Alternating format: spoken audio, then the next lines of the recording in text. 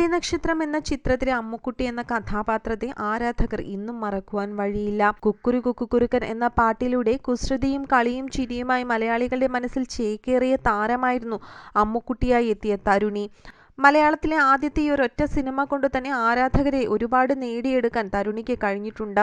നടൻ പൃഥ്വിരാജിന്റെ മകളുടെ കഥാപാത്രത്തിലായിരുന്നു തരുണി സച്ചിദേവ അന്ന് വെള്ളി നക്ഷത്രത്തിൽ എത്തിയത്.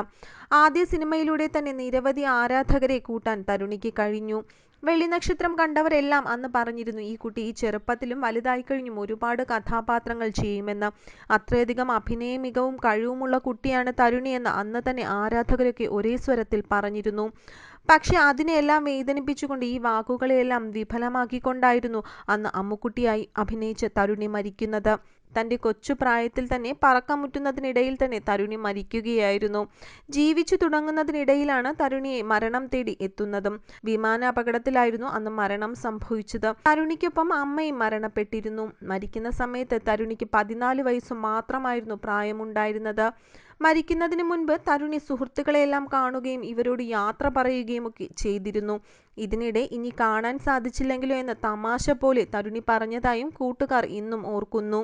ഈ വിമാനം തകരുകയാണെങ്കിൽ എന്ത് ചെയ്യുമെന്ന് തരുണി കൂട്ടുകാർക്ക് മെസ്സേജ് അയക്കുകയും ചെയ്തിരുന്നു അത്രേ. പിന്നീട് ഫോൺ സ്വിച്ച് ഓഫ് ചെയ്യുകയും ചെയ്തു. ശേഷം തരുണിയുടെ മരണവാർത്തയാണ് കൂട്ടുകാരികൾ അറിയുന്നത്. മരിച്ചിട്ട് 9 വർഷങ്ങളായിട്ടും തരുണിയുടെ മുഖം മലയാളികൾക്ക് ഇന്നും മറക്കുവാൻ കഴിയുന്നതല്ല.